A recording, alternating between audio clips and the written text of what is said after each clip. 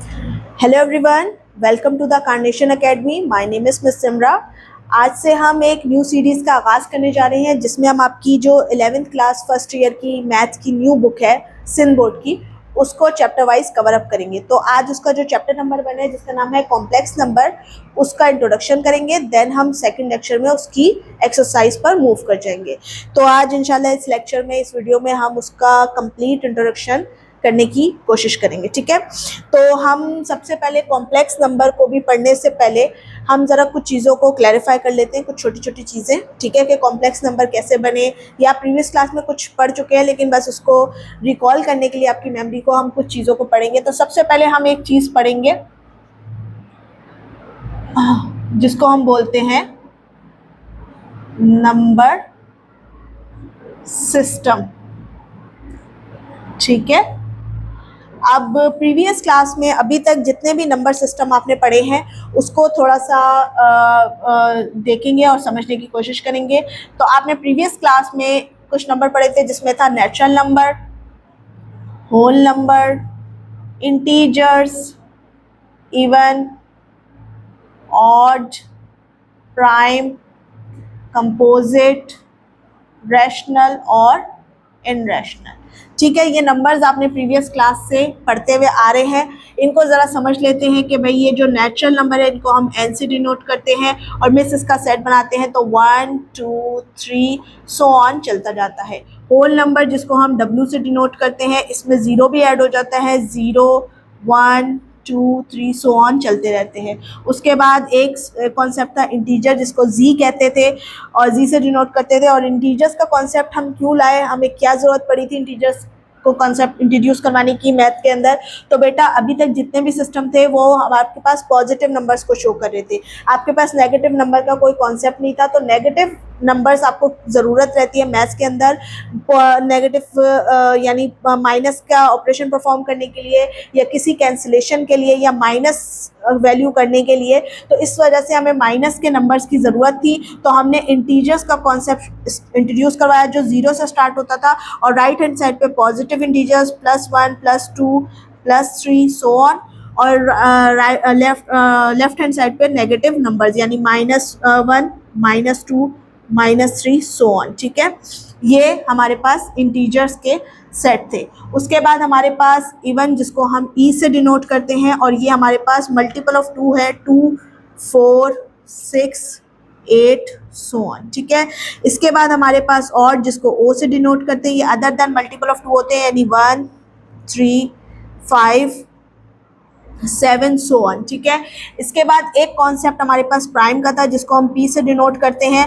और prime number वो number होते हैं जिनके सिर्फ 2 ही फैक्टर निकलते हैं। ठीक है, ओनली 2 फैक्टर, यानी वो सिर्फ 1 के टेबल में तो हर नंबर आता है, 1 के टेबल में भी और सिर्फ अपने टेबल में भी 2 फैक्टर्स। ठीक है, ऐसे नंबर्स को हम कहते हैं कि वो प्राइम नंबर। एग्जाम्पल के तौर पर 2 3 5 7 11 सो ऑन। ठीक है, फिर हमारे पास कंपोजिट नंबर जिसको हम सी से डिनोट करते हैं, ये अपोजिट होते हैं प्राइम नंबर के, यानी इनके मोर देन 2 फैक्टर्स निकलते हैं, यानी ये 1 के टेबल में भी आते हैं, किसी और टेबल में भी आते हैं और अपने टेबल में भी आते हैं। ऐसे कौन से नंबर होते हैं, यानी 4 1 के टेबल में भी आता है, 2 के टेबल में भी आता है और 4 के टेबल में भी आता है।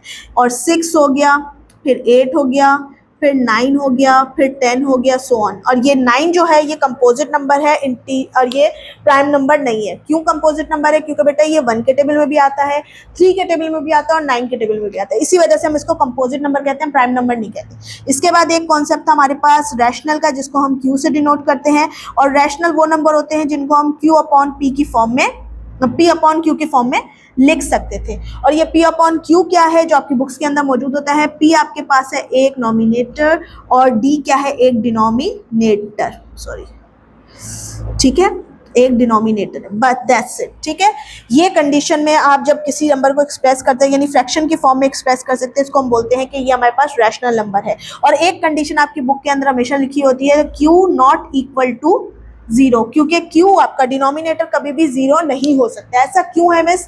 क्योंकि बेटा कभी भी मैथ्स के अंदर ऐसी कोई भी एक्सप्रेशन नहीं बनी जिसमें आपका डिनोमिनेटर जीरो हो, वो मैथ्स ऐसी एक्सप्रेशन एक्सेप्ट नहीं करती। मैथ्स के अंदर कभी भी ऐसी कोई इक्वेशन, कोई एक्सप्रेशन इंट्रोड्यूस नहीं हुई जिसमें आपका डिनोमिनेटर जीरो हो जाए। एग्जाम्पल के तौर पर 11/0 ये कोई एक्सप्रेशन नहीं है, 15/0 ये भी कोई एक्सप्रेशन नहीं है, यानी कोई भी ऐसी एक्सप्रेशन जिसमें आपका डिनोमिनेटर फ्रैक्शन में, डिवीजन में जीरो हो जाए, वो आपके पास ऐसी कोई एक्सप्रेशन इंट्रोड्यूस नहीं है। इसी वजह से हम इसको नहीं मानते और हम Q not equal to zero हमेशा लिख देते हैं। ठीक है, तो ये कॉन्सेप्ट है। इसके बाद हमारे पास एक चीज़ आती है इनरैशनल, जिसको हम क्यू डैश से रिप्रेजेंट करते हैं, और ये पी अपॉन क्यू की फॉर्म में नहीं लिख सकते, इसी वजह से हम इसको इनरैशनल नंबर कहते हैं।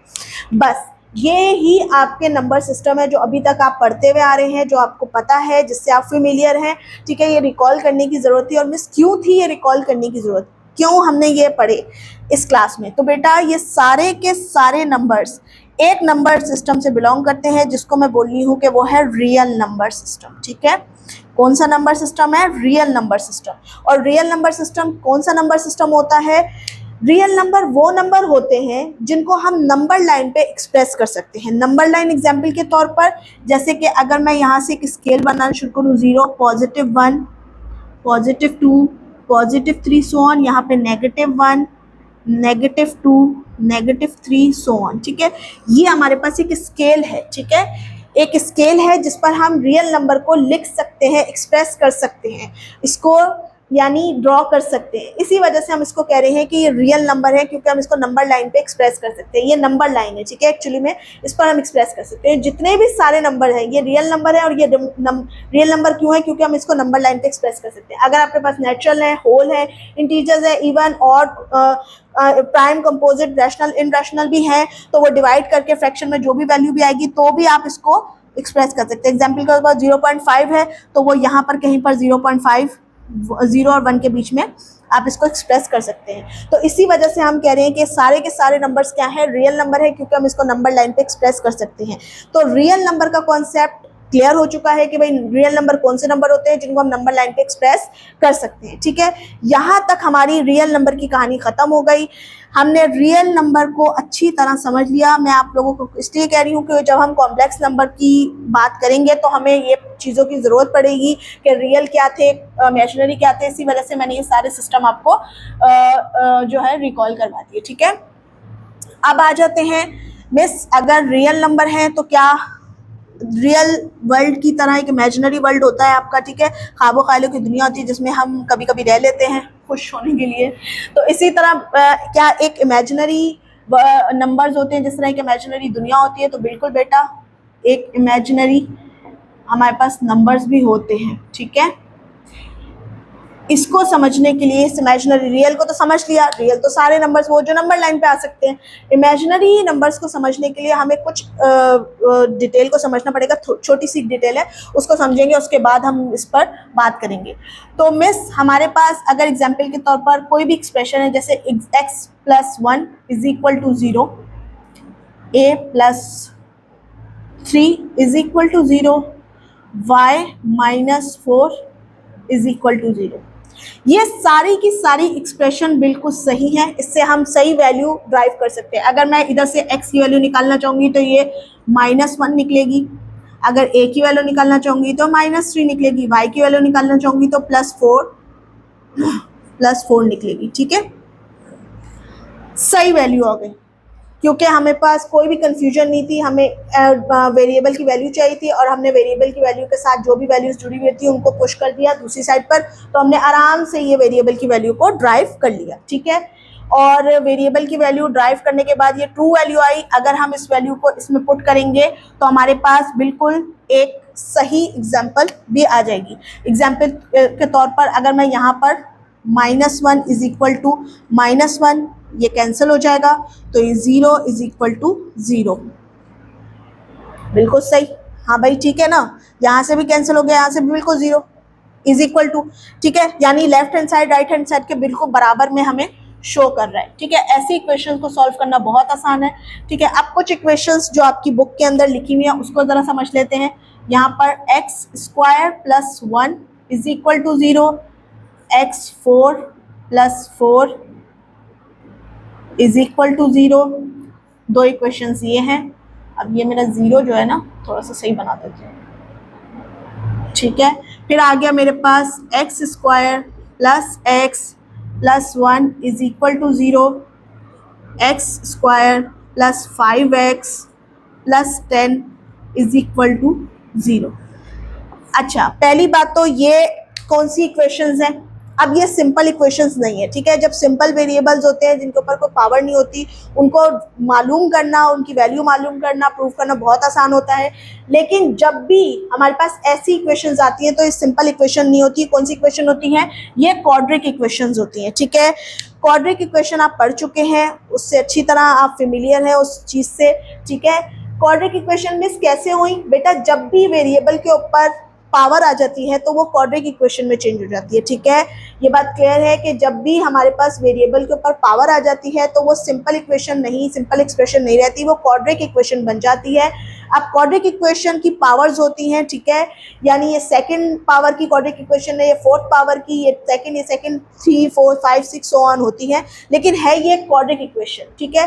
क्यों है क्वाड्रिक इक्वेशन? क्योंकि जब भी हम इसको क्वाड्रिक फॉर्मूले में पुट करेंगे तो इसकी दो वैल्यूज मतलब हम ड्राइव करनी पड़ेगी हमें, यानी एक पॉजिटिव में और एक नेगेटिव में, और हम उसको पुट करने के बाद प्रूफ करेंगे, और जो भी सही वैल्यू होगी वो इज इक्वल टू के लेफ्ट हैंड और राइट हैंड साइड के बराबर हो जाएगी, तो वो हमारे पास प्रूव इक्वेशन में आ जाती है, प्रूव हो जाती है वैल्यू, ठीक है। वो ट्रू वैल्यू होती है जब आप इसको प्रूव करते हैं। तो ऐसी इक्वेशन हमारे पास कौन सी इक्वेशन होती है? क्वाड्रिक इक्वेशन, ठीक है। पहली बात तो ये हो गई, यानी इसको भी आप क्वाड्रिक फॉर्मूले में पुट कर सकते हैं और इसको भी आप पुट कर सकते हैं, ए बी सी की वैल्यू निकाल सकते हैं, इजी है, इसमें भी से भी निकाल सकते हैं।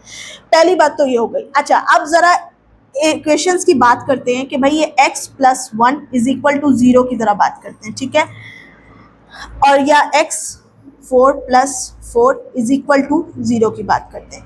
अब अगर मैं आप लोगों से बोलूं कि इन दोनों में x की ऐसी कौन सी वैल्यू पुट करूं कि ये पूरी की पूरी इक्वेशन 0 हो जाए, ठीक है, ये पूरी की पूरी इक्वेशन 0 हो जाए, ऐसी कौन सी x की वैल्यू पुट करूं? तो हम कोई भी ऐसी x की वैल्यू इन सारी इक्वेशन में पुट नहीं कर सकते जिसमें ये इज इक्वल टू के बाद 0 दे दे, यानी ये प्रूव हो जाए कि भाई left hand side right hand side के बराबर है, लेकिन ऐसी कोई भी वैल्यू नहीं है। एग्जाम्पल के तौर पर अगर मैं यहाँ 1 पुट करूं तो 1 पे स्क्वायर आएगा, 1 इज इक्वल टू, ये 1 में खुलेगी 1 प्लस 1 इज इक्वल टू 0 और ये 2 इज इक्वल टू 0, तो ये रॉन्ग हो गई, ठीक है भाई, नहीं हो प्रूफ। उसके बाद इसमें भी, अच्छा अगर मिस आप माइनस में पुट करती हैं तब भी ये नहीं प्रूव होगी बेटा, क्यों? क्योंकि पावर इवन में है। तो ये बात हम क्लियर है हमारी पिछली क्लासेस से ही कि जब भी हमारे पास इवन नंबर में पावर होती है तो वो क्या खुलता है, नंबर भी प्लस में खुलता है, ठीक है। जब भी आप उसमें माइनस पुट करेंगे, पावर अगर इवन होगी तो वो प्लस में खुलेगा, और अगर ऑड नंबर में तो वो माइनस में खुलता है। या तो ऑड नंबर की कहानी नहीं है तो इवन नंबर की कहानी है। तो ऐसी इक्वेशंस को सॉल्व करना हमारे लिए मुश्किल हो गया कि भाई यहाँ पर एक्स की ऐसी कोई भी वैल्यू नहीं पुट कर सकते जिसमें हमारे पास ये सारी वैल्यू जो है वो इज इक्वल टू 0 के बराबर हो जाए। इसी तरह इसमें भी आप एक्स की ऐसी कोई भी वैल्यू पुट नहीं कर सकते कि ये 0 हो जाए, क्योंकि यहाँ पर भी इवन है और आपको यहाँ पर माइनस करने के लिए माइनस की वैल्यू चाहिए, तो आप यहाँ पर x की ऐसी कोई भी वैल्यू पुट नहीं कर सकते कि ये पूरी की पूरी वैल्यू यहाँ पर 0 हो जाए। एग्जाम्पल के तौर पर अगर मैं यहाँ पे -1 पुट करती हूँ, ठीक है, -1 x की जगह पे पुट किया, फिर यहाँ पर भी -1 आ गया, यहाँ पर भी, तो ये मेरे पास हो गया +1, ये हो गया माइनस, सही है, ये -1, ये हो गया हाँ -1 और ये हो गया +1, ठीक है, ये दोनों हो गए +2, ठीक है, और ये माइनस, और ये मेरे पास हो गया 1 इज इक्वल टू 0, ये भी कैंसिल। ऐसी कोई वैल्यू पुट नहीं हो सकती जिसमें हमारे पास ये सारी की सारी इक्वेशन 0 हो जाए, तो बिल्कुल गलत हो गई, हमारे पास कोई ऐसी वैल्यू नहीं है। एक तो बात ये हो गई, ठीक है, एक तो बात मेरे पास ये हो गई कि क्वाड्रिक इक्वेशन है और इसको 0 भी नहीं कर सकते, ठीक है, सॉल्व भी नहीं कर सकते। अच्छा, अब मिस आप ये कह रही हैं चले इसमें कोई पावर हम क्वाड्रिक इक्वेशन में पुट नहीं कर सकते कि इसमें 0, तो इसको सॉल्व करके देखते हैं, सॉल्व करने के बाद क्या आएगा। तो चलो भाई इसको सॉल्व करने की अकॉर्डिंग टू द आपकी कि भाई मिस कोशिश करते हैं इसको सॉल्व करने की। इसी क्वेश्चन को ले लेते हैं, ठीक है, इन्हीं क्वेश्चंस को लेते हैं और इसको सॉल्व करते हैं, ठीक है। तो यहाँ पर मैंने क्या किया, एक्स स्क्वायर, ये ऊपर उधर जाएगा माइनस में। अगर मैं सिंपली सॉल्व करना चाहूँ, ठीक है, इस इक्वेशन को मैं सिंपली सॉल्व करना चाहूँ तो भाई ये हो जाएगा। उसके बाद इसमें आपके पास आप स्क्वायरिंग बोथ साइड करेंगे, ये x इज इक्वल टू √-1, ठीक है, ये एक प्रॉब्लम, पहले एक प्रॉब्लम और आ गई, अंडर रूट के अंदर -1, माइनस की वैल्यू आना शुरू हो गई। ठीक है, फिर उसके बाद ये x4 प्लस ये उधर जाएगा तो माइनस, ठीक है, -4, और इसको सॉल्व करेंगे x²। ठीक है, उसके बाद ये, हाँ चलिए इसको तो अभी -4 में, ठीक है, फिर आपने स्क्वायरिंग बोथ साइड की तो ये x² और ये आपके पास -4। ठीक है, ये भी एक प्रॉब्लम क्रिएट हो गई। एक तो प्रॉब्लम ये थी कि मिस क्वाड्रेटिक इक्वेशन में कोई भी वैल्यू पुट नहीं हो रही कि वैल्यू 0 हो जाए। फिर हमने जब इसको सॉल्व करने की कोशिश की तो इसके पास अंडर रूट के अंदर माइनस का साइन शो होने का, और जब भी माइनस का साइन शो होता है तो हमारे लिए प्रॉब्लम फिर भी क्रिएट हो रही है, यानी डबल सी देके प्रॉब्लम आ रही है कि सॉल्व ही नहीं हो पा रही किसी भी तरीके से। हम हर तरीका अपना रहे हैं लेकिन किसी भी तरीके से नहीं हो पा रही, क्योंकि देखिए जब भी हम माइनस के साथ इसकी बात कर रहे हैं तो भी इसका परफेक्ट स्क्वायर नहीं बन पा रहा है। देखें, अगर मैं इसको सॉल्व करूंगी, मैं आप एलसीएम के थ्रू इसको सॉल्व कर लेते हैं। ठीक है, 2 2 2, ठीक है। अब अगर मैं इसको लिखूं तो मैं लिखूंगी x² is equal to under root 2 2, और ये क्योंकि माइनस था तो माइनस लगेगा, तो ये दोनों मल्टीप्लाई होकर प्लस हो जाएंगे। मल्टीप्लिकेशन है तो मल्टीप्लिकेशन में साइन मल्टीप्लाई होंगे, प्लस हो जाएंगे। तो इसका मतलब इसकी कोई भी परफेक्ट स्क्वायरिंग नहीं है कि मैं इसको बाहर निकाल सकूं, इस अंडर रूट से इसको फाइट करवा के लड़के वापस इसको बाहर निकाल सकूं। तो ऐसी कोई भी वैल्यू मेरे पास नहीं आ रही जब मेरे पास अंडर रूट के अंदर माइनस आ रहा है, तो कोई भी परफेक्ट स्क्वायर उसको सॉल्व नहीं हो रहा, ना इसका किसी और का भी नहीं। तो मिस एक प्रॉब्लम ये हो गई। ठीक है, एक तो 0 नहीं आ रही थी, वो उसको प्रूव नहीं कर रही थी left hand side right hand side के, और इसका एक प्रॉब्लम ये थी कि मिस ये भी हमारे पास अंडर रूट के अंदर माइनस की वैल्यूज शो कर रही थी। फिर मिस क्या क्वाड्रिक फॉर्मूले के तहत करके देखते हैं, हो सकता है थर्ड हमारे पास सॉल्यूशन आ जाए कि अगर मैं क्वाड्रिक इक्वेशन है क्वाड्रिक फार्मूला अप्लाई करके देखते हैं तो शायद आ जाए। तो मैं क्वाड्रिक फार्मूला, आप पहले पूरा फार्मूला भी कर सकते हैं, मैं सिर्फ डिस्क्रिमिनेटिव शॉर्ट फार्मूला अप्लाई करना चाह रही हूँ। तो ये मेरे पास है d, ये जो आप पढ़ चुके हैं, b² minus 4ac divided by 2a। ठीक है, ये बिल्कुल शॉर्ट फार्मूला है, पूरी भी इक्वेशन कर सकते हैं। अगर मैं इस इक्वेशन पर ये अप्लाई करना चाहूँ, आप किसी भी, ये सारी इक्वेशंस पे अप्लाई हो सकती है, इससे भी आप निकाल सकते हैं ए बी सी की वैल्यू, इससे भी निकाल सकते हैं, लेकिन मैं फिलहाल अभी ये कि मेरे पास ए की वैल्यू इस इक्वेशन में क्या निकलेगी 1, बी की वैल्यू क्या निकलेगी 1, सी की वैल्यू सिंपल है तो इस वजह से कह रही हूँ। अच्छा, D is equal to under root, ये है मेरे पास 1², फिर हो गया 4, फिर यहाँ पर 1, फिर यहाँ पर भी हो गया 1, नीचे आ गया 2 मल्टीप्लाई बाय 1। ठीक है, उसके बाद इसको सॉल्व करना शुरू किया तो ये आ गया 1 -4, ये हो गया 2, फिर इसको सॉल्व किया तो ये अंडर रूट -3। अगेन प्रॉब्लम, जब मैंने इसको इसके तहत भी सॉल्व करने की कोशिश की, यानी क्वाड्रिक इक्वेशन के थ्रू भी सॉल्व करने की कोशिश की, तब भी वही अंडर रूट के अंदर माइनस की वैल्यू शुरू, और जब भी माइनस की वैल्यू शो हो रही है तो हमारे लिए प्रॉब्लम क्रिएट हो रही है कि हमारे पास कोई भी इसका परफेक्ट स्क्वायर नहीं बन रहा कि हम इसको बाहर निकाल सकें, इसको सॉल्व कर सकें। ठीक है, और इसको हम इसकी वैल्यू को आइडेंटिफाई कर सकें। तो भाई 3 तरह से, ना तो वो कोई वैल्यू पुट करके 0 हो रही है अंडर रूट के अंदर, जब सॉल्व करें सिंपल तरीके से तो अंडर रूट के अंदर माइनस की वैल्यू, जब हमने क्वाड्रिक इक्वेशन के थ्रू भी सॉल्व की तब भी ये काम आ रहा है। तो 3 सोल्यूशन भी काम नहीं कर रहे ऐसी इक्वेशंस पे। ठीक है, तो हमारे लिए इशू हो गया। अब इस इशू को सॉल्व कैसे करना है? ठीक है, तो हमारे लिए मेन सारी चीज़ें हेडेक क्या बन गया कि भाई अंडर रूट के अंदर जब भी माइनस की वैल्यू आ रही हैं तो ये सॉल्व नहीं हो रही। ठीक है, इसका स्क्वायरिंग हम नहीं कर पा रहे, क्योंकि जब भी मैं इसको स्क्वायरिंग करूंगी, तोड़ूंगी इसको इसके एलसीएम के थ्रू, तब ये क्या होगा, ये पॉजिटिव साइन में टूटेगा। तो पॉजिटिव साइन, क्योंकि नेगेटिव दोनों को मल्टीप्लाई करूँ तो पॉजिटिव, इसका मतलब ये परफेक्ट स्क्वायरिंग में नहीं आ रही। ठीक है, प्रॉब्लम, इस प्रॉब्लम को सॉल्व करने के लिए, इस चीज़ को सॉल्व करने के लिए मेरे पास एक चीज़ आई जिसको मैंने कहा वो क्या है, आयोटा। क्या है वो? आयोटा। एक आयोटा का कॉन्सेप्ट जो कि है इमेजिनरी नंबर, उसको इंट्रोड्यूस करवाया गया ऐसी प्रॉब्लम को सॉल्व करने के लिए मैथ्स के अंदर। ठीक है, अब मिस ये आयोटा क्या है, आयोटा की वैल्यू क्या है? देखें, इमेजिनरी नंबर है तो आई से रिप्रेजेंट करें और इसको कहते हैं हम आयोटा। आयोटा की वैसे तो मेनली 2 वैल्यूज ही होती हैं, लेकिन थर्ड वैल्यू भी कहीं कहीं अगर यूज करनी पड़ जाए तो वो भी मैं बता देती हूँ। तो पहली हमारे पास सिंपल आयोटा की वैल्यू है सिंपल -1, अंडर रूट -1। ये सबसे सिंपलेस्ट वैल्यू है किसी भी, अभी मैं फैक्टर को तोड़ के दिखाऊंगी किस तरह से हम उसको सबसे सिंपलेस्ट नंबर में तोड़ेंगे और उसको सॉल्व करेंगे, क्योंकि अब बड़ी वैल्यू रखेंगे तो मसला हो जाएगा, इसलिए हमने सबसे छोटा कॉन्सेप्ट, क्योंकि इमेजिनरी था, मतलब ऐसा कॉन्सेप्ट जो मैथ्स में एग्जिस्ट नहीं करता, लेकिन हमें ऐसी प्रॉब्लम सॉल्व करने के लिए मैथ्स में इंट्रोड्यूस करवाना पड़ा, तो इसीलिए हमने उसको क्या किया, सबसे छोटे नंबर से, -1 सबसे छोटा नंबर है, उससे रिप्रेजेंट करवाया आयोटा को। और अगर मिस आप आयोटा स्क्वायर की वैल्यू करेंगे तो मिस यही आयोटा को आप क्या करेंगे, स्क्वायरिंग बोथ साइड, ठीक है, इससे ये कैंसिल हुआ और सॉरी इससे तो कैंसिल नहीं होगा, ठीक है, तो ये पास आयोटा स्क्वायर की वैल्यू आ गई -1, तो यहाँ पर आयोटा स्क्वायर की वैल्यू आएगी -1। एक कॉन्सेप्ट तो ये हुआ, ठीक है। अच्छा, एक थर्ड वैल्यू भी है जो कभी कभी यूज हो जाती है, वो है हमारे पास आयोटा क्यूब की वैल्यू। आयोटा क्यूब की वैल्यू निकालने के लिए, इसकी डेरिवेशन के लिए, भाई हमारे पास मेनली दो ये वैल्यूज हैं, ठीक है, इसी से हम आयोटा क्यूब की वैल्यू को ड्राइव कर लेंगे। सबसे पहले मैं क्या करूंगी, क्या मैं इस आयोटा को आयोटा स्क्वायर और आयोटा लिख सकती हूँ? हाँ मिस लिख सकती हैं। जब आप इसको दोबारा करेंगी, दोनों करेंगी तो प्लस होके ये पावर ऐड हो जाती है मल्टीप्लिकेशन में, बेसिस सेम है तो पावर ऐड होकर दोबारा से क्यूब में आ जाएगी। अब आयोटा स्क्वायर की वैल्यू मेरे पास क्या है, -1, तो मैंने क्या किया, इधर लग दिया -1 मल्टीप्लाई बाय, या डॉट लगाए मल्टीप्लिकेशन लगाए एक ही बात है, तो मैंने लिखा यहाँ पे आयोटा।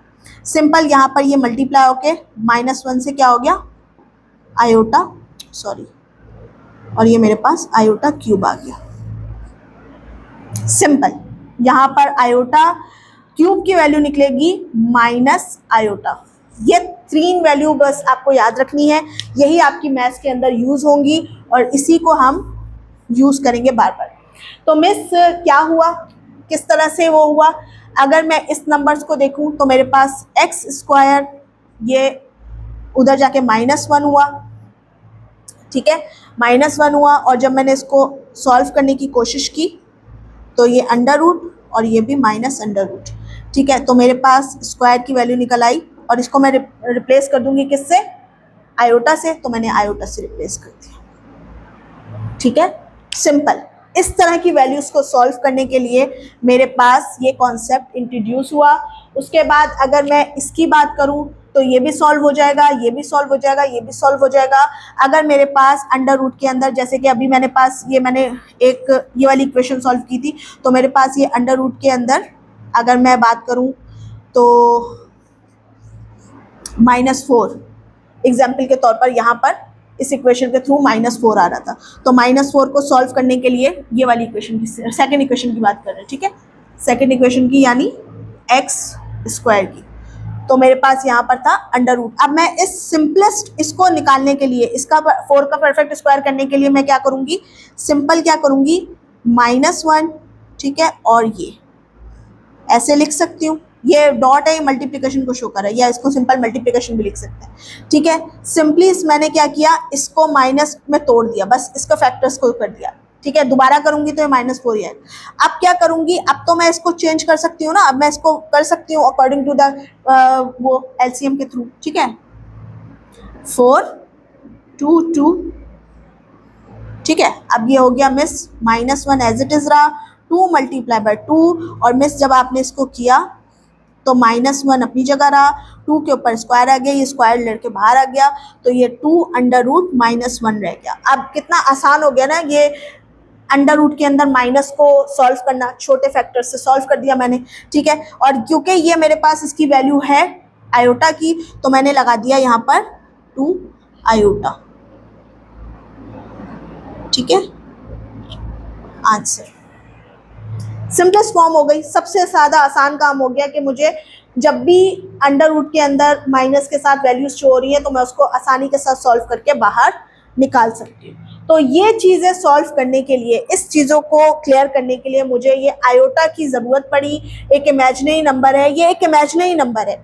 अच्छा, अब मैं यहाँ तक तो आपने ये अपने नंबर्स को सॉल्व करने के लिए, कुछ इक्वेशंस के प्रॉब्लम को सॉल्व करने के लिए हमने ये आयोटा इंट्रोड्यूस करवाया, और ये आयोटा एक इमेजिनरी नंबर है, और ये इमेजिनरी नंबर इसलिए कह रहे हैं क्योंकि इसको नंबर लाइन पर हम एक्सप्रेस नहीं कर सकते। इसको हम आगे जाके समझेंगे कि नंबर लाइन क्या है, क्यों नहीं एक्सप्रेस कर सकते। मैं आपको बताती हूँ, उसको नंबर एक क्लियर लाइन पर हम इसको एक्सप्रेस नहीं, एक ही लाइन पर इसको एक्सप्रेस नहीं कर सकते। इसके लिए एक लाइन हमें इनफ नहीं है ये इमेजिनरी नंबर को बताने के लिए, यानी इसको नंबर लाइन पर हम इजीली एक्सप्रेस नहीं कर सकते।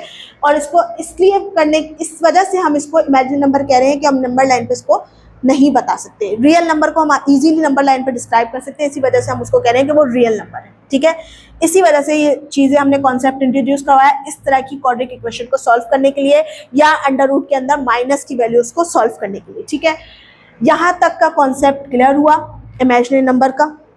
बात हो गई रियल नंबर की और इमेजिनरी नंबर की। ठीक है, यहाँ तक बात हमारे पास क्लियर हो चुकी है। अच्छा, अब आ जाते हैं यहाँ पर ये कॉम्प्लेक्स नंबर का इंट्रोडक्शन के। भाई कॉम्प्लेक्स नंबर में हमने दो नंबर्स पढ़ लिए हैं, रियल भी और इमेजिनरी भी। और इमेजिनरी हमें क्यों पढ़ना पड़ा वो भी रीज़न, और रियल हमारे पास कौन से नंबर थे और कहाँ कहाँ पर इंट्रोड्यूस हुए थे, कहाँ कहाँ पर हमने उसको किस तरह रिप्रेजेंट करते हैं। ठीक है, ये भी हमने सीख लिया। अब हम ज़रा पढ़ लेते हैं ये कॉम्प्लेक्स नंबर क्या है। ठीक है, अच्छा जी, अब कॉम्प्लेक्स नंबर का इंट्रोडक्शन ज़रा कर लें। हमने वो दो नंबर इसीलिए पढ़े हैं ताकि ये कॉन्सेप्ट हमारे लिए इजी हो जाए। ठीक है, कॉम्प्लेक्स का मतलब होता है थोड़ी सी मुश्किल चीज़, पेचीदा चीज़। जैसे हम लोगों को कहते हैं ये थोड़ी चीज़, ये काम थोड़ा कॉम्प्लेक्सिटी है, कॉम्प्लेक्स है ये चीज़। ठीक है, कॉम्प्लेक्स का मतलब होता है पेचीदा, कोई चीज़ मुश्किल होना, किसी चीज़ के बहुत सारे पार्ट होना भी हम उसको भी कह सकते हैं। ठीक है, तो हमारे पास जितने भी पहले नंबर सिस्टम थे बिल्कुल सीधे थे, सीक्वेंस में थे, कोई भी गिचमिच वाला चीज़ें नहीं थी, सारी सिंपलेस्ट चीज़ें थी। लेकिन जब कॉम्प्लेक्स नंबर की बात आती है तो कॉम्प्लेक्स नंबर का मतलब होता है दो से ज़्यादा, दो नंबर्स पर मौजूद नंबर सिस्टम को हम बोलते हैं complex number, two number system. तो हमारे पास इसमें कौन से दो नंबर सिस्टम है? सबसे पहले इस नंबर सिस्टम से आप लोग फेमिलियर हो चुके हैं, ये नंबर सिस्टम आप लोगों को समझ आ चुका है क्या है, ये रियल नंबर। ठीक है, रियल नंबर सिस्टम जो हमने पहली जहाँ से बात शुरू की थी, जितने भी नंबर सिस्टम थे जिनको नंबर लाइन पे आप बता सकते थे, वो रियल नंबर सिस्टम। उसके बाद हमने अभी जो चीज़ें पढ़ी, इमेजिनरी नंबर सिस्टम। ठीक है, इन दोनों की मिलाने के बाद, कॉम्प्लेक्स करने के बाद जो सिस्टम बनता है वो होता है कॉम्प्लेक्स नंबर सिस्टम। इन दोनों को जोड़ने के बाद जो नंबर सिस्टम बनता है वो बनता है हमारे पास कॉम्प्लेक्स नंबर सिस्टम। अच्छा, रियल नंबर सिस्टम तो मिस हम आइडेंटिफाई कर लेते हैं, जो भी नंबर लाइन पे या जितने भी नंबर होते हैं वो रियल नंबर होते हैं। इमेजिनरी नंबर को हम कह देते हैं कि ये हमारे पास आयोटा से रिप्रेजेंट होता है, जिस भी वैल्यू के साथ आयोटा लग जाए तो वो हम कॉम्प्लेक्स नंबर, वो हम इमेजिनरी नंबर कहते हैं। लेकिन बेटा ऐसा नहीं है, वो रिप्रेजेंटेशन में समझेंगे कि वो ऐसा क्यों नहीं है कि भाई कॉम्प्लेक्स नंबर जो है वो इमेजिनरी नंबर जो है उसके साथ आयोटा होना चाहिए, नहीं होना चाहिए। रिप्रेजेंटेशन में देखेंगे कि किस तरह से हम रिप्रेजेंट करते हैं। बस पहले हमें ये पता होना चाहिए कि हमने रियल नंबर, इमेजिनरी नंबर पढ़ लिया। अब कॉम्प्लेक्स नंबर, एक पार्ट उसका रियल नंबर का होगा, एक पार्ट उसका इमेजिनरी नंबर का होगा। ये इसी वजह से हम इसको बोलते हैं ये कॉम्प्लेक्स है, थोड़ा सा मुश्किल है, मतलब दो चीज़ों से मिलके बना है तो कॉम्प्लेक्स चीज़ है ना, इसी वजह से हम इसको बोलते हैं कॉम्प्लेक्स नंबर है। ठीक है, यहाँ तक बात है। रिप्रेजेंटेशन पे भी जाएंगे, बात करेंगे। अब थोड़ा सा जो आपकी बुक के अंदर एक टेबल बना हुआ है उसको बस रिव्यू करना है, कोई रटने वटने की ज़रूरत नहीं है, हल्का सा रिव्यू करने की ज़रूरत है कि क्या क्या चीज़ें इसमें आपके पास कॉम्प्लेक्स नंबर सिस्टम में आ रही है। अभी हम ये चीज़ यहाँ पढ़ चुके हैं कि भाई कॉम्प्लेक्स नंबर दो चीज़ों से मिलकर बना होता है, एक उसका रियल और एक उसका इमेजिनरी पार्ट जिसके साथ आयोटा जुड़ा होता है। लेकिन ये नहीं है ज़रूरी, फिर मैं कह रही हूँ वो हम वो रिप्रेजेंटेशन में देखेंगे कि आइडेंटिफिकेशन में कि किस तरह से इसको आइडेंटिफाई करते हैं। तो ये बात हो गई। अब हम रियल नंबर सिस्टम, ये तो बिल्कुल छोटी छोटी चीज़ें हैं, जो अभी हम पूरा सिस्टम पढ़े वो रियल नंबर सिस्टम ही। रियल नंबर सिस्टम, इनरैशनल, रैशनल, वही बात हो गई जो हम कर चुके हैं। फिर हमारे पास रैशनल में फ्रैक्शन, इंटीजर्स। ठीक है, इंटीजर्स का कॉन्सेप्ट भी क्लियर है, फ्रैक्शन का कॉन्सेप्ट भी क्लियर है, जिसको हम बटे की फॉर्म में लिख सकते हैं। ठीक है, ऐसी, ठीक है, एग्जाम्पल के तौर पर। तो ऐसी चीज़ों को हम फ्रैक्शन कहते हैं। फ्रैक्शन हमारे पास दो तरह की फ्रैक्शन होती है, एक होती है हमारे पास वल्गर फ्रैक्शन और एक होती है हमारे पास डेसिमल। वल्गर फ्रैक्शन को हम कॉमन फ्रैक्शन भी कहते हैं।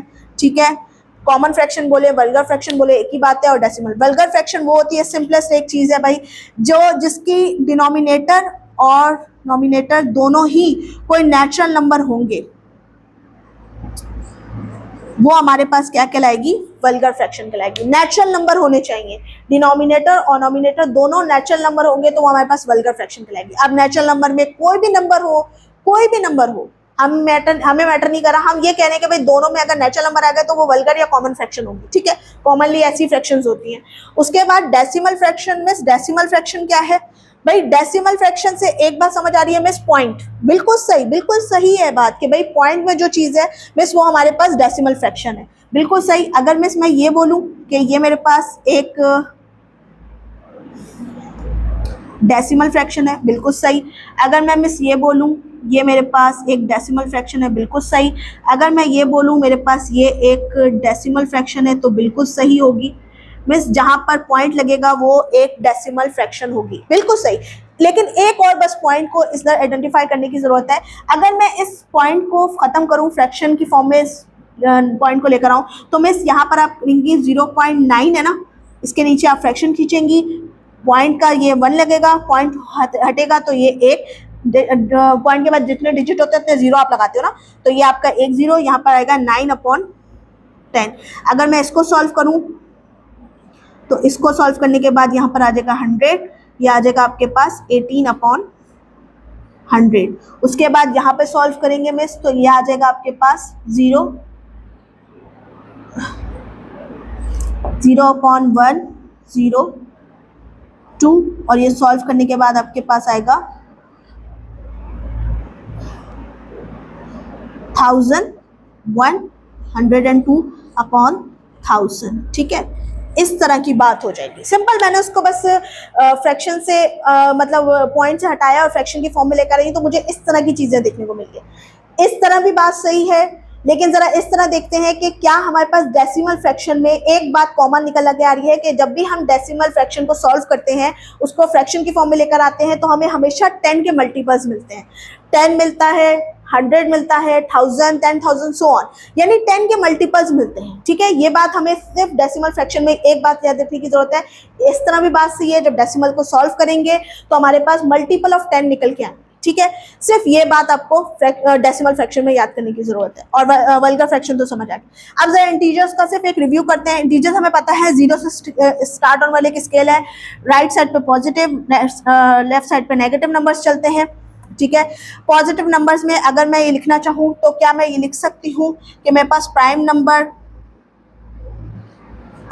पॉजिटिव इंटीजर्स है, बिल्कुल। इवन नंबर पॉजिटिव इंटीजर्स है, बिल्कुल। कंपोजिट नंबर पॉजिटिव इंटीजर्स है, बिल्कुल। ऑड नंबर पॉजिटिव इंटीजर्स है, बिल्कुल। यानी सारे नंबर सिस्टम जो है हमारे पास वो हमारे पास इस तरह से इस नंबर सिस्टम में लाई करेंगे, यानी पॉजिटिव इंटीजर्स ही कहलाएंगे वो, ठीक है। इसी का पार्ट है पॉजिटिव इंटीजर का, प्राइम, इवन, कंपोजिट, जो भी आप कहना चाहें, ठीक है। वो सारे के सारे नंबर सिस्टम, ये सिर्फ आगे का इसका सिर्फ एक्सप्लेन कर रही हूँ, ये इसका पार्ट नहीं है आपके टेबल का, लेकिन फिर भी मैं बता रही हूँ कि अगर पॉजिटिव इंटीजर्स को आगे फर्दर एक्सप्लेन करेंगे तो हम प्राइम, इवन, कंपोजिट और सब चीज़ें इसमें लिख सकते हैं, लेकिन नेगेटिव इंटीजर्स नहीं। इंटीजर्स का कॉन्सेप्ट तो यही है ना, तो इंटीजर्स नहीं लिख सकते, बाकी हम यहाँ पर बाकी सारे नंबर सिस्टम यहाँ पर लिख सकते हैं, क्योंकि वो पॉजिटिव का ही साइन के साथ शो होते हैं, तो पॉजिटिव इंटीजर्स में आप लोग लिख सकते हैं, ठीक है। यहाँ तक ये आपके पास टेबल की भी बात हो गई। ये टेबल छोटा सा आपकी बुक के अंदर मौजूद था, बाकी आपके पास कॉम्प्लेक्स नंबर का इंट्रोडक्शन आ गया, रियल इमेजिनरी का पार्ट भी क्लियर हो गया, ठीक है। अब जरा इसको थोड़ा सा हम रब करते हैं और हम एक छोटा सा और कॉन्सेप्ट जिसको हम समझने की कोशिश करते हैं, वो है हमारे पास एक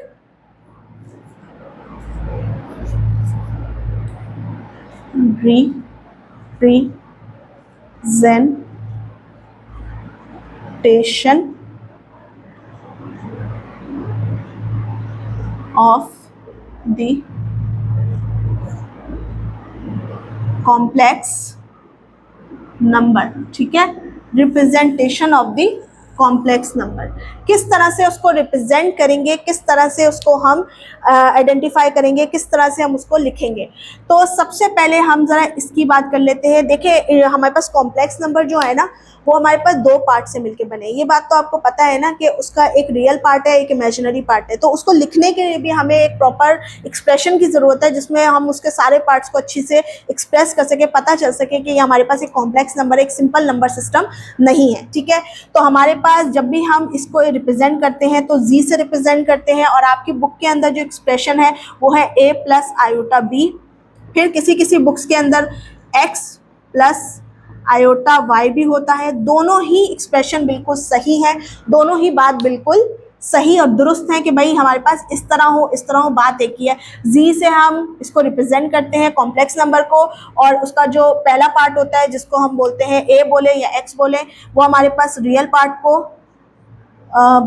डिनोट करता है, और जो सेकंड पार्ट है जिसके साथ आयोटा जुड़ा हुआ होता है उसको हम बोल रहे हैं कि वो हमारे पास क्या है, एक इमेजिनरी पार्ट। आयोटा जुड़ा हो या ना जुड़ा हो, ठीक है, तब भी हम उसको आइडेंटिफाई कर सकते हैं through the expression, through the this equation. अगर हम इस तरह से किसी भी नंबर को बता सकें तो हम बता देंगे कि उसका रियल पार्ट कौन सा है, उसका इमेजिनरी पार्ट कौन सा है।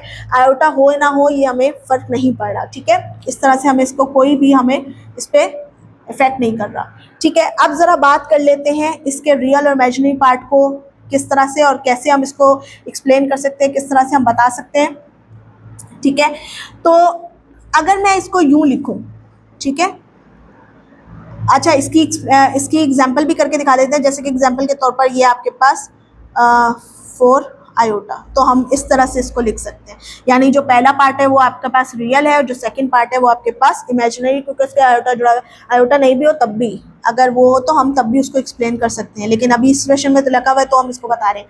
ठीक है, अच्छा अब आ जाते हैं हमारे पास, अगर मैं इसी एक्सप्रेशन को मैं 3 4 की फॉर्म में लिखूं, ठीक है, तो मैंने क्या किया, इसके सिर्फ इमेजिनरी पार्ट को अलग कर दिया, यानी आयोटा को मैंने अलग निकाल दिया। ठीक है, इसको मैं अलग बाद में इसको एक्सप्लेन करेंगे। ठीक है, सिर्फ मैंने अभी इस पार्ट को निकाल दिया। तो मिस ये जो पार्ट है, जो डिजिट्स हैं, जो नंबर्स हैं, वो हमारे पास एक रियल नंबर सिस्टम से बिलोंग करते हैं। बिल्कुल सही बात है भाई, इमेजिनरी पार्ट को अलग किया तो बाकी जो नंबर्स होंगे वो तो रियल नंबर सिस्टम से बिलोंग करेंगे, यानी नंबर लाइन पे एक्सप्लेन करने वाले। तो ऐसे नंबर्स को, कॉम्प्लेक्स नंबर के ऐसे नंबर्स को जिनको हम नंबर लाइन पे एक्सप्रेस कर सकते हैं, जो रियल नंबर से बिलोंग करते हैं, इनको हम लिख भी देते हैं कि भाई ये बिलोंग कर रहे हैं हमारे पास रियल नंबर से।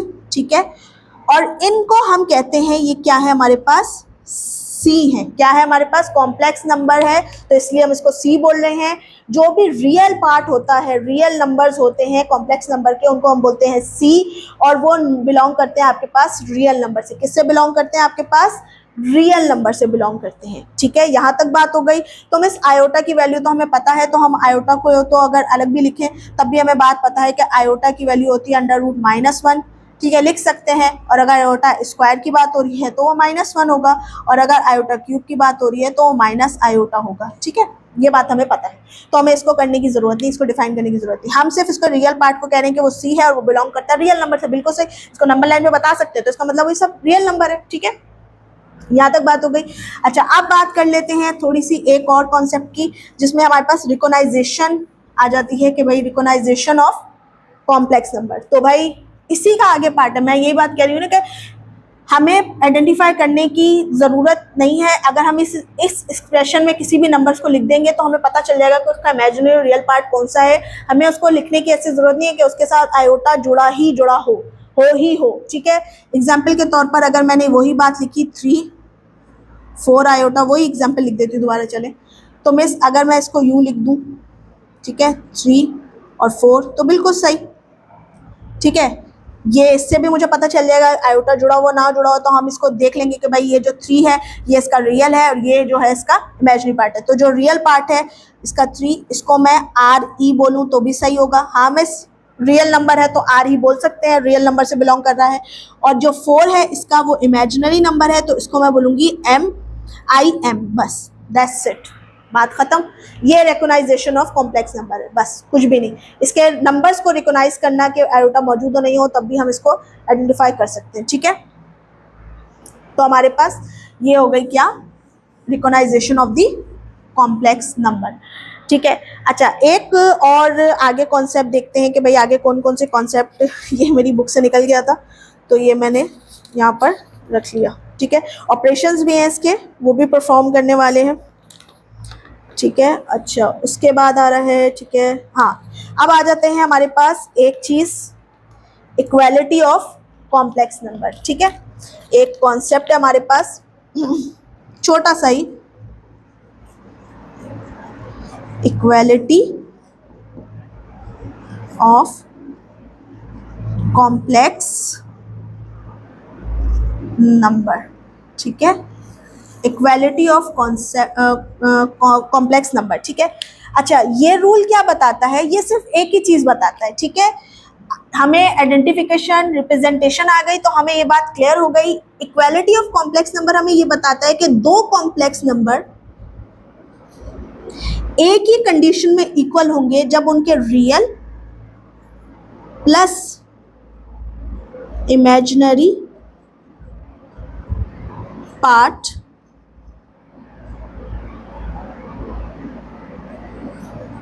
सेम होंगे। ठीक है, बस हमें ये चीज़ यही बताएगा कि भाई जब भी हमारे पास ये कंडीशन होगी तभी हम बोलेंगे कि दो नंबर्स जो है वो इक्वालिटी के रूल को फॉलो कर रहे हैं या इक्वल हैं, अदरवाइज वो इक्वालिटी के रूल को फॉलो नहीं कर रहे, वो इक्वल नहीं हो सकते। एग्जाम्पल के तौर पर आपकी बुक के अंदर ही कुछ छोटी छोटी एग्जाम्पल लिखी हुई है, ज़रा उसको देख लेते हैं। एक एग्जाम्पल करते हैं, देखते हैं कि उसमें हमारे पास क्या। एग्जाम्पल के तौर पर यहाँ पर हमारे पास Z1 दिया हुआ है 6 - 5। ठीक है, उसके बाद दिया हुआ है यहाँ 2 × 3 आयोटा। ये Z2 है हमारे पास और Z2 है हमारे पास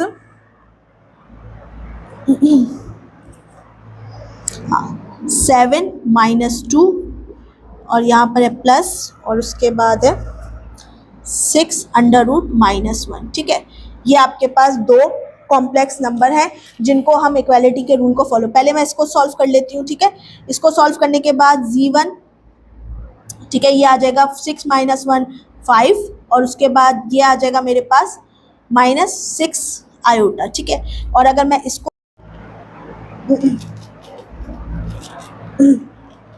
हेलो एवरीवन, सॉरी वो रिकॉर्डिंग में मसला हो गया था, रिकॉर्डिंग रुक गई थी मोबाइल की, तो इसी वजह से थोड़ी सी डिस्टर्बेंस हो गई है।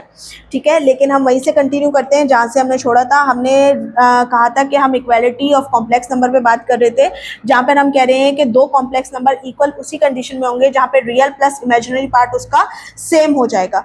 तो अब यहाँ पर एग्जाम्पल के तौर पर मैंने दो कॉम्प्लेक्स नंबर लिखे हुए हैं। यहाँ Z1 की वैल्यू है 6 - 1, ठीक है, और प्लस 2 × 3 आयोटा। ठीक है, और यहाँ पे एक कॉम्प्लेक्स नंबर 2 है Z2 जिसमें 7 - 2 प्लस 6 √- 1। ठीक है, इसको सॉल्व किया हमारे पास तो आया ये 6 - 1 5 और अगर 2 × 3 करेंगे तो ये 6 आयोटा प्लस में आ जाएगा। और जब मैंने इसको सॉल्व किया तो 7 - 2 आ गया 5 और मैंने यहाँ पर से इसकी जगह पर, क्योंकि मुझे पता है आयोटा की वैल्यू क्या होती है √- 1, तो मैंने इसकी जगह पे सिर्फ और सिर्फ आयोटा की वैल्यू पुट कर दी। अब यहाँ पर ये तो प्लस में है, ठीक है, लेकिन ये हमारे पास ये माइनस में है। ठीक है, और ये हमारे पास प्लस में है। ठीक है, यहाँ पे माइनस था। ठीक है, अब ये दोनों नंबर्स हमारे पास Z1 not equal to Z2 है। क्यों? क्योंकि यहाँ पर देखें आपके पास जो इसका रियल पार्ट है वो तो हमारे पास सेम स्केल पर है, यानी पॉजिटिव 5 पॉजिटिव है, लेकिन यहाँ पर आप इमेजिनरी नंबर देखें ये नेगेटिव में आ रहा है और ये पॉजिटिव में आ रहा है। इसका मतलब ये इक्वालिटी के रूल को फॉलो नहीं करे अकॉर्डिंग टू हमारी डेफिनेशन के, कि हमारी डेफिनेशन में ये सब होना चाहिए। ठीक है, अगर मैं यहाँ पर प्लस लगाती हूँ तो फिर यहाँ पर भी प्लस आ जाएगा, फिर ये रूल को फॉलो करेगा Z1 इक्वल टू Z2, फिर ये इस रूल को फॉलो कर सकता है। अभी ये इस रूल को फॉलो नहीं कर रहा। ठीक है, ये है हमारे पास इक्वालिटी ऑफ कॉम्प्लेक्स नंबर। आगे चल के हम एक छोटा सा कॉन्सेप्ट मॉडुलस का भी पढ़ेंगे जिसमें हम कंपैरिजन ऑफ कॉम्प्लेक्स नंबर पढ़ने की कोशिश करेंगे कि जब हम कंपैरिजन करते हैं दो नंबर्स को तो तब हमारे पास क्या चीज़ें बनती है। ठीक है, लेकिन अभी हमने सिर्फ ये इक्वालिटी ऑफ कॉम्प्लेक्स नंबर छोटे छोटे चीज़ें पढ़ी। ठीक है, अब ज़रा हम एक स्टेप और आगे जाते हैं। ठीक है, यहाँ तक तो हमने पढ़ ली, ये इसका तो थोड़ा सा छोटी छोटी चीज़ें आगे कि हमारे पास, अच्छा ऑपरेशन के भी हम एक साथ ऑपरेशन पढ़ेंगे, इसलिए मैं ऑपरेशन के टॉपिक को भी नहीं छेड़ रही, मैं इक्वालिटी के बाद ठीक है, इसके बाद आपके पास यही है कि ऑपरेशन वाला, ठीक है। हाँ, अब हमारे पास एक छोटा सा कॉन्सेप्ट आता है, बिल्कुल छोटे छोटे 2-3 कॉन्सेप्ट हैं, इसको फौरन क्लियर करते हैं जल्दी जल्दी से, ठीक है, ताकि वीडियो में मसला ना हो जाए हमारा, ठीक है। एक आ रहा है हमारे पास कंजुगेट ऑफ कॉम्प्लेक्स नंबर, ठीक है, कंजुगेट ऑफ कॉम्प्लेक्स नंबर। अच्छा, कंजुगेट क्या होते हैं, हमने प्रीवियस क्लास में कुछ कंजुगेट के बारे में पढ़ा था। कंजुगेट बेटा कुछ भी नहीं होते, सिर्फ और सिर्फ किसी साइन के अपोजिट साइन वाली वैल्यू उसका कंजुगेट कहलाती है, ठीक है। अगर मैं नंबर्स पे बात करूं तो एग्जाम्पल के तौर पर ये 3 है प्लस का, अगर मैं इसका कंजुगेट निकालूंगी -3, अगर ये -5 है इसका कंजुगेट निकलेगा +3 +5, और अगर ये +9 है तो इसका कंजुगेट निकलेगा -9। सिंपल, यही चीज है कंजुगेट, ठीक है। नंबर्स पे अप्लाई करें, इक्वेशंस पे अप्लाई करें, एक ही बात है। अब जरा हम इसको अप्लाई करते हैं किस पर, कॉम्प्लेक्स नंबर पर। तो मिस कॉम्प्लेक्स नंबर की जो हमने इक्वेशन एक्सप्रेशन निकाली थी वो हमारे पास x + आयोटा b थी, अगर मैं इसका कंजुगेट निकालूंगी तो a - आयोटा b निकलेगा। सिंपल, दैट्स इट, ये इसका कंजुगेट है। तो इसके अलावा मिस कोई एक्सप्रेशन होगी तो मिस 3 = अगर मैं निकलूंगी 5 आयोटा तो इसका कंजुगेट निकलेगा 3 - 4 आयोटा, ठीक है, 4 आयोटा, ठीक है, ये इसका कंजुगेट। और कंजुगेट निकालने का एक रूल कि हमेशा हम इमेजिनरी नंबर की वैल्यू को चेंज करते हैं। हम सेकंड नंबर, इमेजिनरी नंबर की जो साइन होते हैं, अगर वो पॉजिटिव है तो नेगेटिव, नेगेटिव है तो पॉजिटिव, सिर्फ उसके इमेजिनरी नंबर को, उसके रियल नंबर को हम टच नहीं करते। Real number as it is लिखा जाएगा, सिर्फ और सिर्फ इमेजिनरी नंबर की वैल्यू को हम उसके अपोजिट साइन के साथ चेंज करेंगे। पॉजिटिव है बेटा तो नेगेटिव, नेगेटिव है तो पॉजिटिव। और कंजुगेट का हम रूल पढ़ते क्यों है मिस, इसका रूल पढ़ने का हम क्यों पढ़ रहे हैं, इसका रूल क्या मकसद है इसका रूल बेटा? तो कुछ चीजें हमारे पास, क्योंकि हम देखें कॉम्प्लेक्स नंबर पढ़ रहे हैं और कॉम्प्लेक्स नंबर में हम सारे ऑपरेशंस भी अप्लाई कर रहे हैं, ठीक है। कौन कौन से ऑपरेशन, पॉजिटिव, उसका प्लस माइनस, डिवीजन, मल्टीप्लिकेशन, वो करने के लिए हमें कभी कभी इसके कंजुगेट की ज़रूरत पड़ती है। इसी वजह से हम इसका कंजुगेशन वाला जो कॉन्सेप्ट है वो पढ़ रहे हैं। कभी कभी हमें इसको सॉल्व करने के लिए इसकी ज़रूरत पड़ी, इसी वजह से, ठीक है। तो conjugate of the complex number हमारे पास समझ आ गया। अब हम एक और चीज़, छोटा सा एक कॉन्सेप्ट, आगे छोटे छोटे से कॉन्सेप्ट है, जल्दी से कवर अप करते हैं वरना फिर ये वीडियो में मसला हो जाएगा। तो हमारे पास है एक चीज़ मॉडुलस, इसको मॉड पढ़ें, ऑफ कॉम्प्लेक्स नंबर, ठीक है, मॉडुलस ऑफ कॉम्प्लेक्स नंबर। अब ये मिस मॉडुलस क्या है, देखें आपने प्रीवियस क्लास में मॉडुलस पढ़ा था। मॉडुलस क्या होता है, एक इस तरह का साइन होता है, ठीक है, एक इस तरह का साइन होता है। और जब आपने मैथ्स में सॉल्व किया तो एक दफ़ा उसको पॉजिटिव में खोला होगा, एक दफ़ा नेगेटिव में। हम मैथ्स में करवाते हैं, यहाँ पे पॉजिटिव, यहाँ पर नेगेटिव साइन के साथ वो ओपन हो जाती है वैल्यू। कोई भी आपके पास एक्सप्रेशन होती है एक्स की या कोई सी भी चीज़ की, तो आप इस तरह से उसको सॉल्व करते हैं। तो मॉडुलस का मतलब होता है कि हमारे पास दो वैल्यूज़ ओपन हो, प्लस में भी और माइनस में भी। अगर हम इसी इक्वेशन पे, ये जो हमारे पास एक्सप्रेशन है जिसको हम अभी तक कैरी आउट किए जा रहे हैं बार बार, ठीक है, इस पर अगर मैं मॉडुलस अप्लाई करती हूँ इस तरह से तो बिल्कुल सही बात है, ठीक है। अच्छा, एक चीज़ हमने ये चीज़ भी पढ़ी थी, हमारे पास अंडर रूट का मतलब भी होता है एक दफ़ा पॉजिटिव में और एक दफ़ा नेगेटिव में। तो बस मैं क्या करूँगी, इस मॉडुलस के साइन को रिप्लेस कर दूंगी इस अंडर रूट के साइन के साथ, ठीक है। z = क्योंकि मतलब ही वही है, तो हमने क्या किया, a² + b²। अब थोड़ा सा मिस, आपने यहाँ पर तो पूरी वैल्यू लिखी थी, यहाँ पर तो लिखी नहीं। तो बेटा हम आयोटा की वैल्यू अंडर रूट के अंदर कैसे लिख सकते हैं, जबकि हमने अंडर रूट के अंदर से वैल्यूज को सॉल्व करने के लिए आयोटा को कॉन्सेप्ट इंट्रोड्यूस करवाया था। इमेजिनरी नंबर का कॉन्सेप्ट क्यों इंट्रोड्यूस हुआ था, हमने यही तो था कि अंडर रूट के अंदर हमारे पास ऐसी वैल्यूज आ गई थी जो सॉल्व नहीं हो रही थी, जिसकी वजह से हमने ये आयोटा का कॉन्सेप्ट इंट्रोड्यूस करवाया। तो हम इसको तो इमेजिनरी नंबर को तो लिखेंगे ही नहीं, हम इसके सिर्फ और सिर्फ रियल पार्ट को इसके अंदर लिखेंगे, रियल पार्ट को एक्सप्लेन करेंगे। अच्छा, एक बात तो ये हो गई, चले मिस ये बात सही है। अच्छा, इसके अलावा रियल पार्ट लिखने का मकसद क्या है, क्योंकि हमें रियल नंबर चाहिए होता है, क्योंकि जब भी हम इसका मॉडुलस निकालते हैं तो हमारे पास मॉडुलस निकालने का मकसद क्या है, दो चीज़ें हैं। हम या तो नंबर्स को कंपेयर कर रहे होते हैं ग्रेटर लेस की कंडीशन में, ठीक है, ग्रेटर लेस की कंडीशन में या तो हम उसको कंपेयर कर रहे होते हैं, या हम उन दो नंबर्स का, या हम उस कॉम्प्लेक्स नंबर का या किसी भी दो कॉम्प्लेक्स नंबर का डिस्टेंस मालूम करना चाह रहे होते हैं, ठीक है। हम मॉडुलस क्यों निकालते हैं बेटा, दो वजह से, या तो हम नंबर्स को कंपेयर करने के लिए उसका मॉडुलस निकालते हैं, या हम क्या करते हैं कि डिस्टेंस मालूम करने के लिए जब भी हम उसको ग्राफ के अंदर पुट करेंगे तो वो ओरिजिन से कितना दूर है वो कॉम्प्लेक्स नंबर, उसके पार्ट रियल और इमेजिनरी पार्ट कितने दूर हैं उसके ओरिजिन से, वो करने के लिए हम इस फॉर्मूले के तहत उसको निकालते हैं डिस्टेंस को। तो डिस्टेंस निकालने के लिए जब भी हम क्योंकि डिस्टेंस तो रियल नंबर में ही निकलेगा, कोई रियल पार्ट ही होगा उसका, क्योंकि वेक्टर क्वांटिटी निकलेगी, रियल पार्ट निकलेगा, ये हम बाद में बात करेंगे। तो इसी वजह से हम उसका इमेजिनरी पार्ट नहीं लिखते, ठीक है।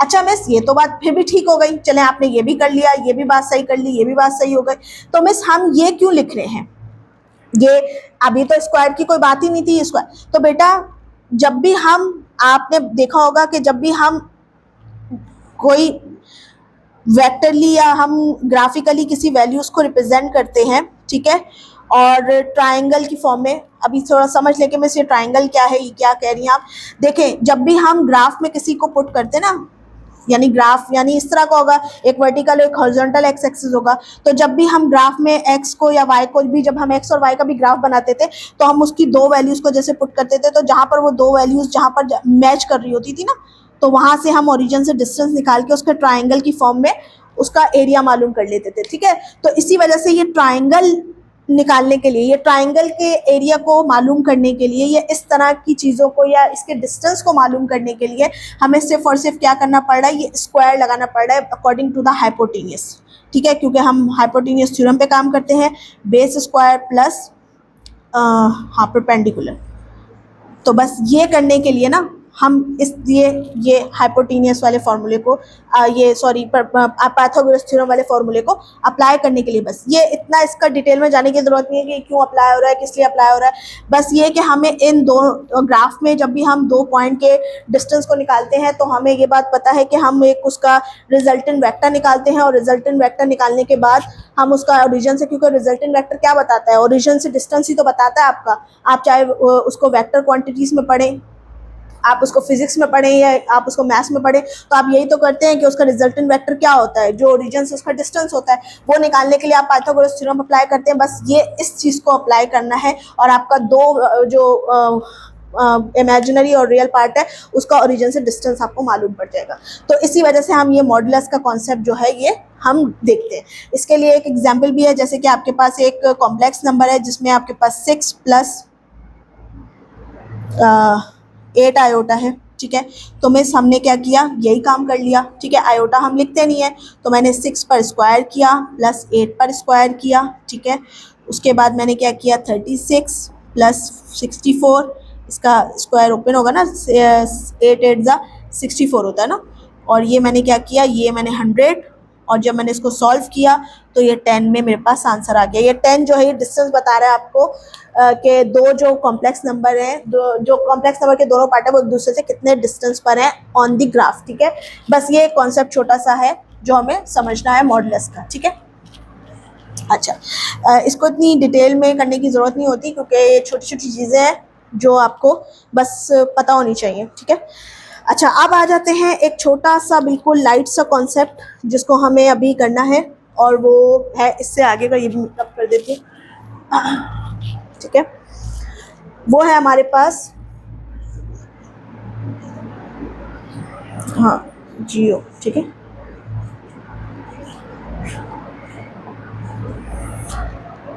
जियोमेट्रिकल या ग्राफिकल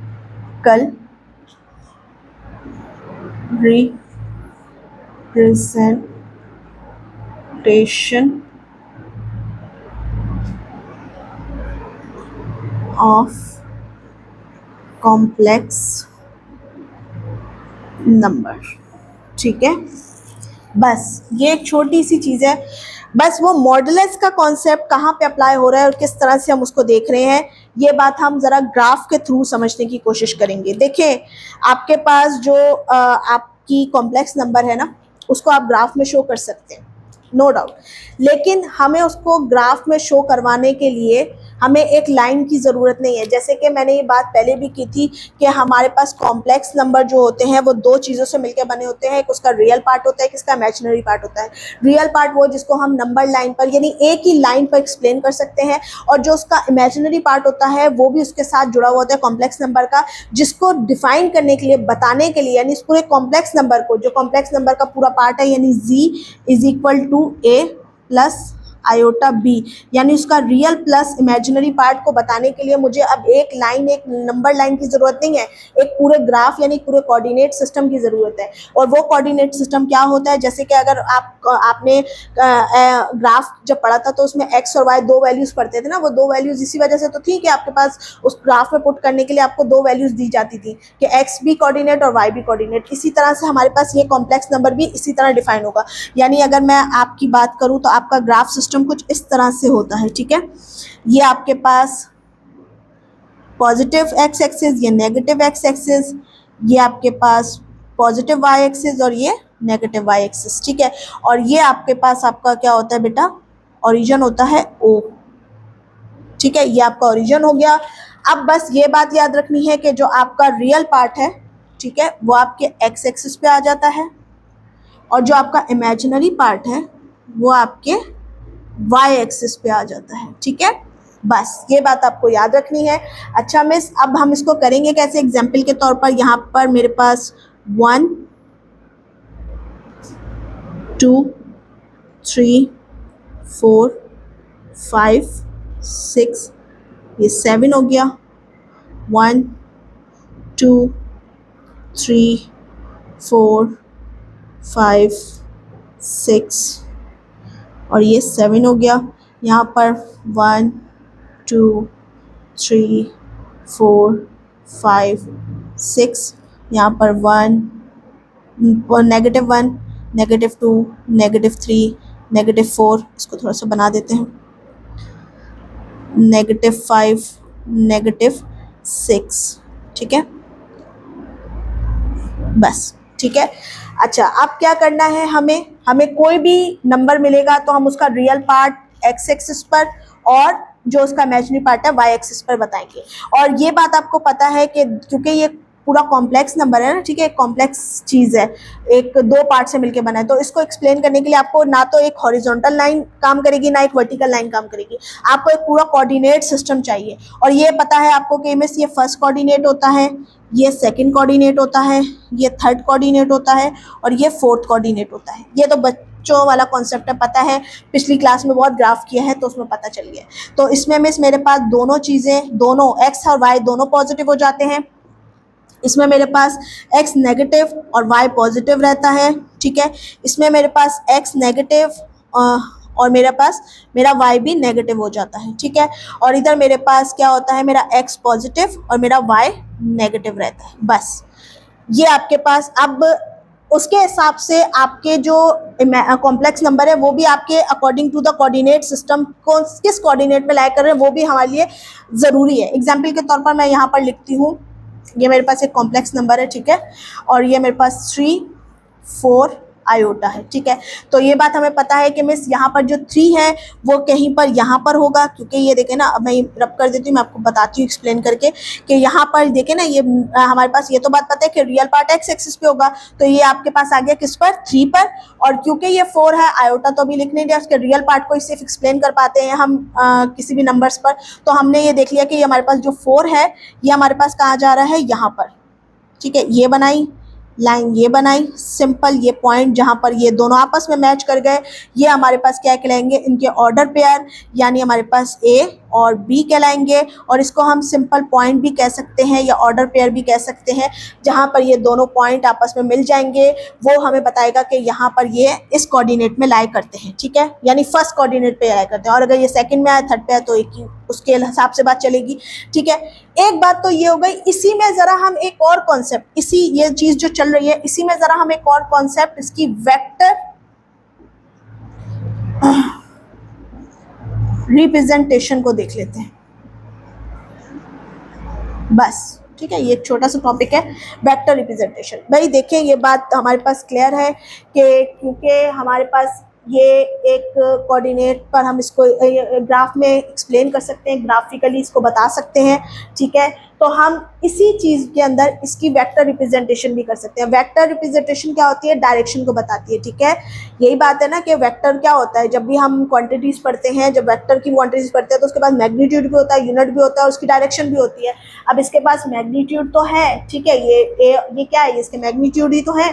ठीक है, अब इसकी डायरेक्शन को बताने के लिए हमें क्या करना पड़ेगा? सबसे पहले तो हम इसका डिस्टेंस भी निकाल सकते हैं। पहली बात तो हम डिस्टेंस पे काम करते हैं, फिर हम वेक्टर पे।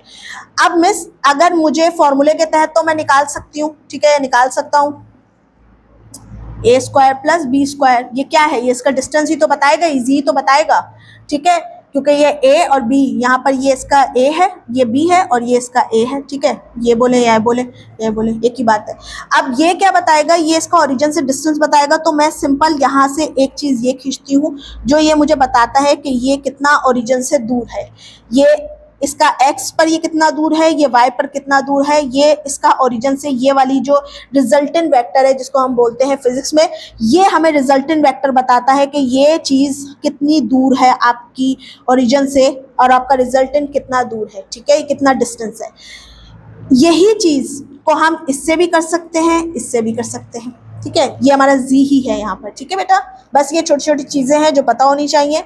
अच्छा, उसके बाद मिस अब क्योंकि ये एक ऐसी क्वांटिटी बन गई है जो हम ग्राफ में बता सकते हैं, तो हम इसकी डायरेक्शन को भी प्रिडिक्ट कर सकते हैं। और डायरेक्शन प्रिडिक्ट करना ग्राफ में यहाँ पर कॉम्प्लेक्स नंबर की कोई मुश्किल नहीं है, क्योंकि हमारे पास जो कॉम्प्लेक्स नंबर होते हैं वो अकॉर्डिंग टू द कोऑर्डिनेट लाई कर रहे होते हैं। ये फर्स्ट कोऑर्डिनेट पे लाई कर रहा है, कोई सेकंड पे लाई करेगा, कोई थर्ड पे, कोई फोर्थ पे। तो हमें ये बात पता होगी कि ओरिजिन से जहाँ तक वो डिस्टेंस दूर है, बस उसी डायरेक्शन में, उसी हिस्से में उसकी डायरेक्शन भी होगी, यानी उसकी वेक्टर रिप्रेजेंटेशन भी होगी। एग्जाम्पल के तौर पर ये फर्स्ट कोऑर्डिनेट पे लाई कर रहा था, तो यहाँ से मैंने क्या बनाया, इसका रिजल्टेंट बनाया और उसका एरो का हेड यहाँ बना दिया कि ये फर्स्ट कोऑर्डिनेट पे लाई कर रहा है। अगर ये यहाँ पे होता तो मैं इस तरफ इसका एरो बना के इसकी डायरेक्शन को शो करती कि ये सेकंड कोऑर्डिनेट पे लाई कर रहा है। अगर इसकी थर्ड पे होती तो मैं थर्ड कोऑर्डिनेट में, अगर फोर्थ कोऑर्डिनेट में तो फोर्थ। तो इसी तरह मैं इसकी डायरेक्शन को प्रिडिक्ट करती कि ये फर्स्ट में कोऑर्डिनेट पे लाई कर रहा है, सेकंड पे लाई कर रहा है, फोर्थ पे लाई कर रहा है। इसी तरह मैं इसको बता भी सकती थी, डायरेक्शन भी दे सकती थी, और वेक्टर इसकी जो ये हेड है, इसकी डायरेक्शन ये प्रिडिक्ट, इसकी जो एरो की हेड है ये बताती है कि कौन से कोऑर्डिनेट पे किस हद तक लाई करे। डायरेक्शन भी बताएगी, मैग्नीट्यूड भी बताएगी, मैग्नीट्यूड इसकी लेंथ बताएगी, एरो इसकी डायरेक्शन बताएगा। सिंपल, हम यही तो पढ़ते हैं फिजिक्स में। ठीक है, वेक्टर रिप्रेजेंटेशन में हम यही तो करते हैं। और क्योंकि ये वेक्टरली हम बता सकते हैं तो हेड टू टेल रूल भी इस पर अप्लाई हो सकता है। अगर दो कॉम्प्लेक्स नंबर है तो हम आसानी से उसको इस through head to tail rule के इसको ऐड भी कर सकते हैं और रिजल्टेंट भी निकाल सकते हैं। लेकिन अभी सिर्फ हमने क्या किया, रिजल्टेंट इसका मैग्नीट्यूड यानी इसका रिजल्टेंट वेक्टर निकाला और डायरेक्शन को बता दिया, दैट्स इट। ये इसकी है वेक्टर रिप्रेजेंटेशन और ये इसकी है ग्राफिकल या जियोमेट्रिकल रिप्रेजेंटेशन। बस ये बात है। अब आपके पास क्या रह गया? ऑपरेशंस रह गया, आई थिंक सो, है ना। कंजुगेट हो गया, कॉम्प्लेक्स हो गया, ठीक है, हाँ सही है। हाँ, तो हमें ये बात पता है कि ये जो हमारे पास है,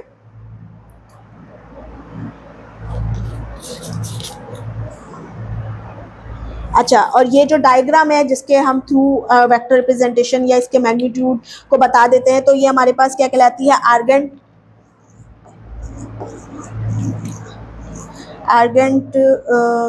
डायग्राम बोलें, ठीक है, या आप इसको प्लेन बोलें। ठीक है, एक प्लेन चाहिए आपको पूरा बताने के लिए इसको। ठीक है, एक पूरे प्लेन में ये एक्सप्लेन होगा। ठीक है, या इसको जो है ये एक कॉम्प्लेक्स प्लेन कहलाएगा, या ये आर्गेंट डायग्राम कहलाएगी, या ये पूरा ग्राफ कहलाएगा जिसमें ये एक्सप्लेन हो सकता है, जिसमें इसकी डायरेक्शन, मैग्नीट्यूड सब कुछ इसमें बताया जा सकता है। ठीक है, ये बात आपकी क्लियर हो गई। अब हमारे पास सिर्फ और सिर्फ इसके ऑपरेशन रह गए और उसको हम नेक्स्ट वीडियो में यही इसी लेक्चर में आगे कंटिन्यू करते हैं। और बोर्ड को मैं रब करती हूँ और फिर हम मिलते हैं नेक्स्ट वीडियो में। ये सब कुछ जो है रब करने के बाद आगे चलते हैं। ठीक है।